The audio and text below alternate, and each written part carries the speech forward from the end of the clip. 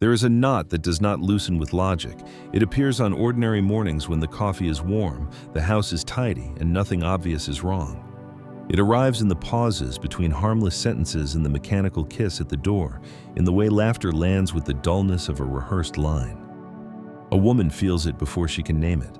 Not a text message, not a lipstick stain, not even a provable lie, just a thinning of presence, a dimming of light, a silence where warmth used to live. Infidelity rarely begins with a body. It begins when the gaze no longer lingers, when good morning loses its music, when the oxygen of curiosity leaves a room that still looks clean. The betrayal starts in the invisible, in a retreat of attention, in the quiet decision to stop choosing the relationship while keeping the routine alive.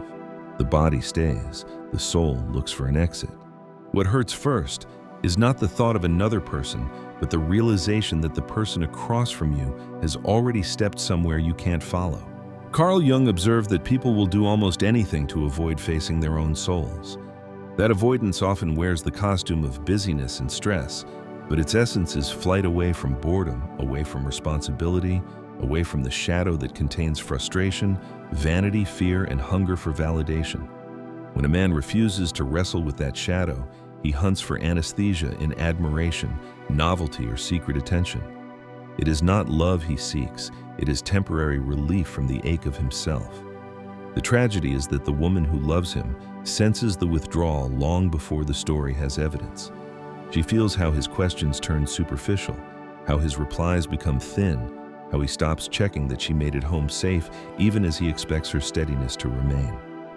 The asymmetry is small at first, a skipped follow-up, a half-hearted smile, yet the imbalance compounds until the relationship lists to one side, heavy with her giving and hollow with his absence.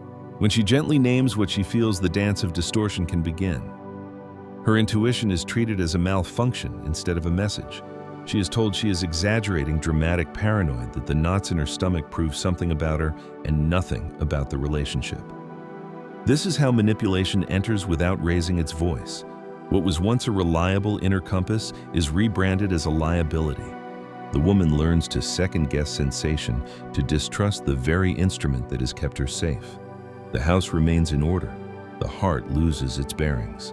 This is the loneliest stage. There is no scandal to point to, no public wound to dress, only a daily erosion of intimacy that does not bleed but empties. The bed often tells the truth no one wants to say out loud. Intimacy grows cold or turns strangely theatrical, as if passion could be staged to cover absence, as if a sudden blaze could make everyone forget that the firewood has been damp for months. Touch loses tenderness, presence fractures even as bodies meet. Meanwhile, a performance continues in daylight. There is talk of fatigue deadlines, a mind elsewhere, a phone that migrates from countertop to pocket to bathroom, with the vigilance reserved for fragile artifacts. The phone is not the point. The secrecy is. Every new password is another closed door. Every overreaction to an innocent question is an admission disguised as outrage. Where there is nothing to hide, curiosity meets calm. Where a parallel life is beginning, curiosity is treated as a crime. Then the story advances through petty battles, not because the relationship is inherently combative, but because conflict provides a rationale for distance. Suddenly, a forgotten errand proves deep incompatibility. A tone becomes a referendum on character. Projection blooms. The one who is withdrawing accuses the one who notices of being too much. If he can cast her as suspicious, controlling, ungrateful, he can escape the task of facing himself in the shadow he won't acknowledge, writes the script. Plans shift subtly from we to I. Travel dreams lose their plural. Her name disappears from the future tense. She feels herself fading from a life she is still faithfully watering. Gaslighting is the word we give to the corrosion of self-trust. It does not always shout. Often it sighs, shrugs, or makes a joke at just the right moment to make a woman swallow her clarity. You're imagining things. You're always negative. You can't let anything go. The message under every line is the same: do not believe yourself. Jung would say, enlightenment does not come by imagining light, but by making darkness conscious.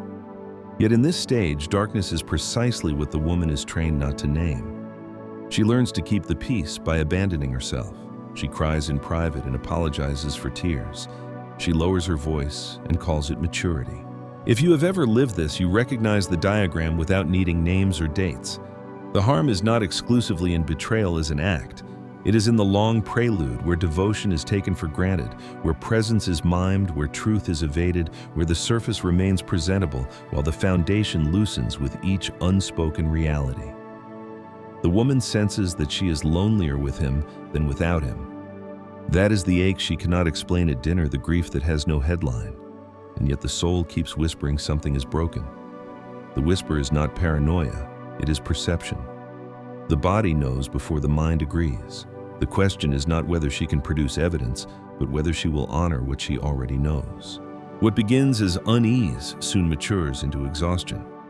A woman can live months, even years inside that quiet dissonance, half believing her intuition, half surrendering to doubt.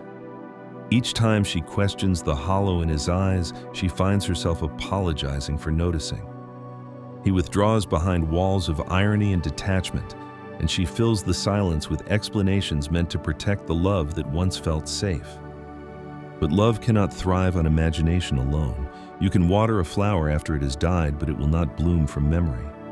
The hardest truth is realizing that affection without presence is only habit, and habit without honesty becomes a kind of slow mourning disguised as daily life.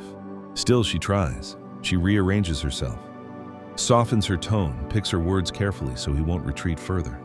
She becomes smaller to keep him comfortable, mistaking peace for the absence of argument. But indifference is not peace, it is emotional winter. The warmth that once animated their laughter now flickers like a dying flame that both are pretending to ignore. He says he's tired, overwhelmed, stressed, and she believes it because the alternative is too painful, that he has already stepped out of their shared world while leaving his body behind. So she waits, for the tenderness to return, for a conversation that will explain everything, for the day his eyes remember how to see her. Waiting becomes its own kind of prison. As days pass, disconnection takes new shapes.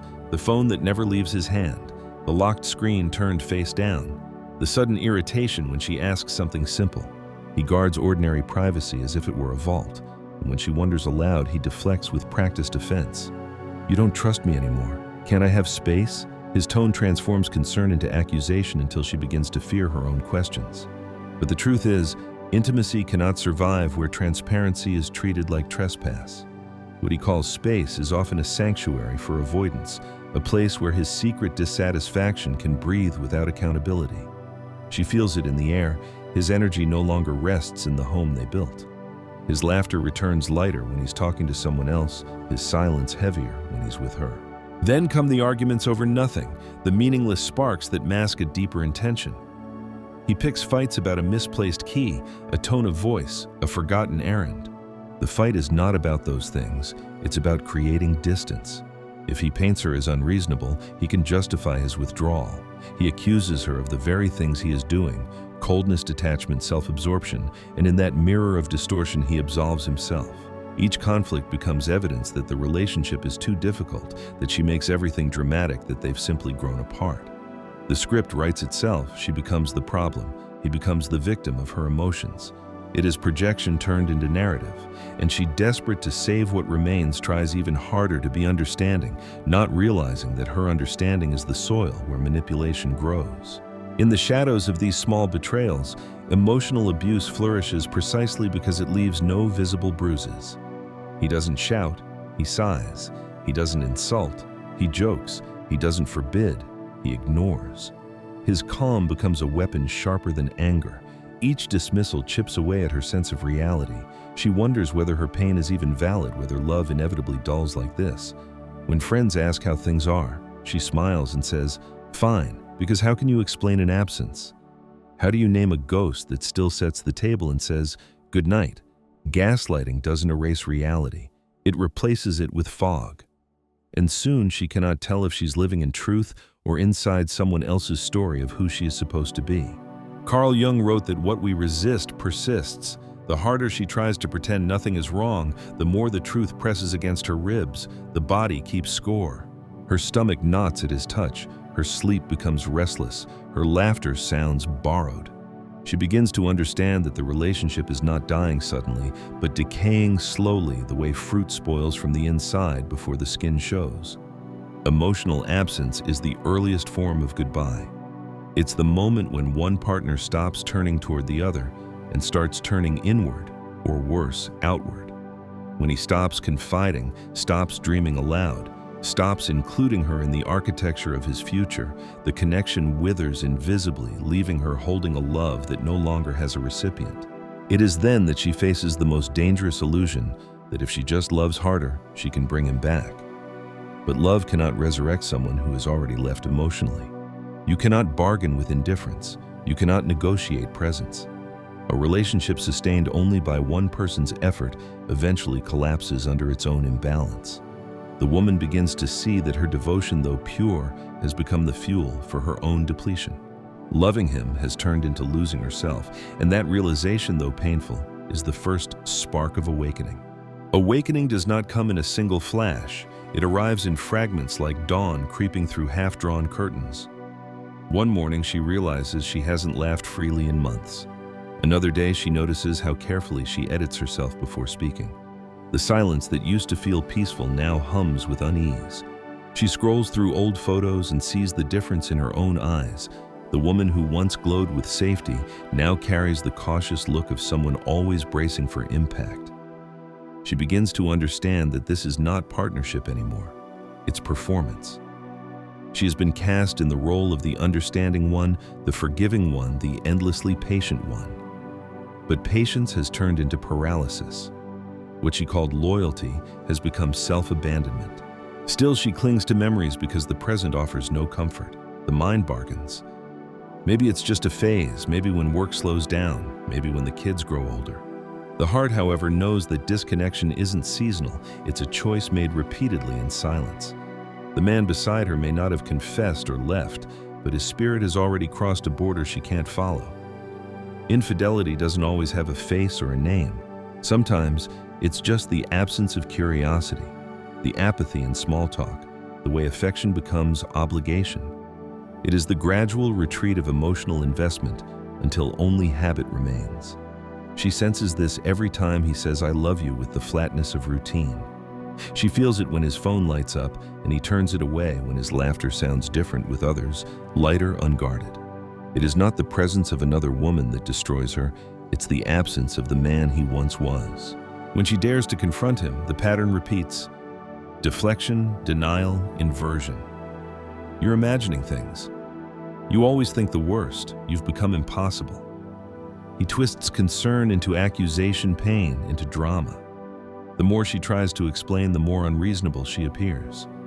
This is how emotional gaslighting completes its circle, by making her believe she's the one who needs fixing. Slowly, she stops asking, stops expressing, stops existing fully. She walks on eggshells in her own home, afraid of sounding needy or wrong. The relationship becomes a quiet dictatorship ruled by avoidance, and yet outwardly everything seems normal. The photos still hang, the dinners still happen, the neighbors still wave hello. No one suspects that she's living beside an emotional ghost.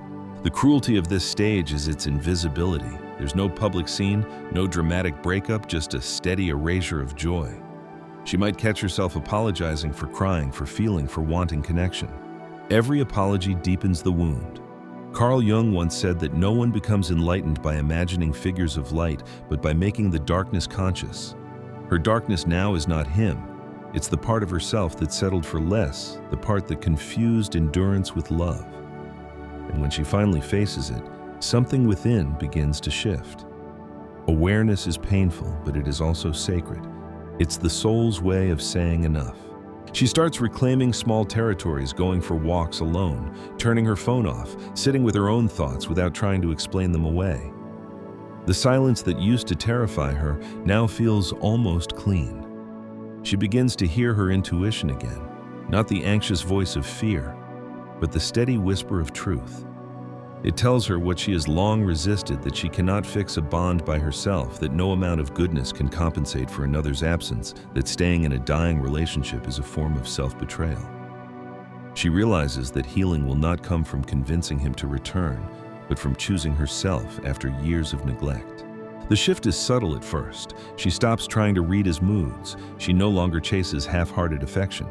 She starts investing that energy inward reading, writing, breathing, remembering who she was before she began shrinking. The distance between them, once unbearable, becomes a space where she rediscovers her own voice. She no longer begs for clarity because she already has it. The man she loved might still share her address, but not her life. And though accepting that truth hurts, it also liberates her from the endless loop of hoping and hurting. Awareness brings grief, but also strength. She begins to see patterns not just in him, but in herself. The way she tolerated small disrespect, the way she silenced intuition to preserve peace. None of it was weakness.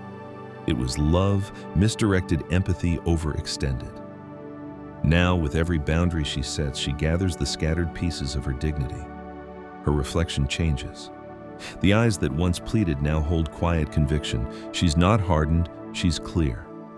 She finally understands that love without reciprocity isn't love, it's charity. And the heart, though infinite in capacity, was never meant to live on crumbs. Clarity does not erase pain, but it transforms it. Where confusion once lived, understanding begins to root. The woman now sees that what she mistook for love was often fear. Fear of loss, of loneliness, of being misunderstood. But loneliness within a relationship is a sharper solitude than any she will ever face alone. It is the ache of lying next to someone whose heart is elsewhere, of speaking to a body whose soul has already left. And yet this realization doesn't break her, it begins to unbind her. She learns that acceptance is not surrender. It's the end of resistance to what is already true. She starts remembering the small betrayals she once excused, the forgotten birthdays. The distracted silences, the way his empathy evaporated the moment she expressed her pain. These memories no longer exist to torture her. They serve as evidence of her awakening. Each recollection becomes a thread she pulls gently from the tangled fabric of denial. Beneath it all, she finds herself the woman who once believed that love meant endurance, that forgiveness meant silence, that devotion meant staying no matter what. Now, she understands that staying too long in a place where your soul is unseen is its own kind of disappearance. The hardest part is forgiving herself not for loving, but for dimming her light to keep someone else comfortable. She begins to grieve not just the relationship, but the version of herself who tolerated so much in the name of hope. But this grief is holy. It is the labor of rebirth. Healing doesn't happen in a single act of courage. It happens in daily choices, each time she refuses to chase, each time she tells the truth instead of pretending, each time she chooses quiet honesty over desperate harmony. And slowly, the silence that once suffocated her becomes space for her own voice to return. She starts seeing how his betrayal was never really about her. It was about his inability to face himself, his shadow, his emptiness. Jung called it projection, the act of exiling our unhealed parts by seeing them in others. Her partner ran from his own void and tried to fill it with distraction, validation, or control. It was never her job to heal that for him. Love may hold compassion, but it cannot substitute self-awareness. To love someone who refuses to meet their own soul is to spend your life translating silence into meaning. She finally stops translating. She lets the silence speak for what it is, absence. There are moments when nostalgia still pulls at her, a scent, a song, a photograph. For a brief second, she misses the illusion of what they once were. But memory is not invitation, it is reminder. She can miss the warmth without reopening the wound, because now she knows that not every love story is meant to last. Some exist to awaken us, to break the illusions we built around our worth. What once felt like tragedy now feels like instruction, a lesson in discernment, in boundaries, in self-respect. Every heartbreak leaves behind the blueprint of what we will no longer accept. Her intuition, once silenced, now becomes her guide. It no longer trembles, it speaks with authority. She trusts it when it whispers, "This doesn't feel right, you deserve more, walk away." The same instinct that once warned her of loss now leads her back to herself. Because intuition is not paranoia, it's wisdom learned through pain. It's the language of the soul, reminding her that love should expand her, not confine her. She understands now that the truth, no matter how harsh, is always kinder than self-deception. And though truth costs her the relationship, it gives her back her freedom. In that freedom, she begins to rebuild not by seeking replacement, but by returning home inward. She learns to enjoy her own company again, to fill silence with music of her own choosing, to find peace in solitude instead of fear. She starts doing the small things she once postponed, reading at night, taking long walks, rediscovering laughter that is hers alone. Every act of self-care becomes an act of reclamation. Slowly, she realizes she was never truly waiting for him to return. She was waiting for herself. And now she's here, not the same, not untouched, but awake. Awakening reshapes everything. The world does not change overnight, but her perception does. The noise that once distracted her now feels irrelevant. The drama that once kept her tangled now appears almost transparent. She understands now that closure does not come from his apology or explanation. It comes from her acceptance of what is. The story no longer needs to be rewritten. It only needs to be released. She stops chasing understanding from someone incapable of giving it and begins to seek it within herself. What she finds there is not bitterness, but clarity, not revenge, but peace. There are days when the emptiness still echoes, but now it feels like space instead of loss. Where guilt once lived, gratitude begins to grow, the quiet gratitude of survival, of rediscovering strength she didn't know she had. She begins to see that what looked like breaking was really the beginning of becoming. She has walked through the fire of emotional abandonment and come out more honest, more grounded, more whole. The pain didn't destroy her, it refined her. What remains is not the version of her that begged to be loved, but the one who knows she is love itself. She forgives not to excuse him, but to free herself from the emotional tether that kept her bound to his shadow. She understands that forgiveness is not a reunion, it's a release. It's saying, I no longer carry what you refuse to face. Jung wrote that freedom doesn't come when we change others, but when we stop reacting to their shadow. That's what she's done. She no longer mirrors his avoidance, no longer absorbs his silence. Instead, she meets herself fully, including the parts that once scared her, the anger, the grief, the longing. She sees now that these emotions were never weakness. They were evidence of how deeply she could feel, how fully she could love. With each passing day, her relationship with solitude transforms from fear to friendship. She starts noticing beauty again, the way sunlight slips through curtains, the sound of rain on her window, the small joys she used to overlook while trying to fix what was never hers to fix. Life becomes quieter, simpler, but fuller. She no longer measures her worth by someone else's attention. Her validation comes from her alignment with truth. She is no longer waiting to be chosen, she is choosing herself. And in that choice, she opens the door to a new kind of love, one that is not born from need but from wholeness. If she ever loves again, it will be with boundaries, not walls, with clarity, not fear. She will recognize that love is not proven by how much pain one can endure, but by how freely two souls can meet in honesty. She will know that peace is more precious than attachment, and that the right person will never make her question her worth. The woman who once begged for connection now knows that real love begins where self-abandonment ends. So she steps forward, not with triumph, but with serenity. She carries the lessons like lanterns, that intuition is sacred, that silence can be truth, that endings can be beginnings. Her story is not one of loss, but of liberation. Because every woman who finally listens to her inner voice is not breaking down, she is breaking open. She is becoming the woman who no longer waits for permission to be free. If this story spoke to you, you've ever felt that quiet ache of emotional distance or found your strength in the aftermath, remember to share, and subscribe. And in the comments, tell me what truth did your soul whisper before your mind was ready to hear it. Your story might help someone else wake up too.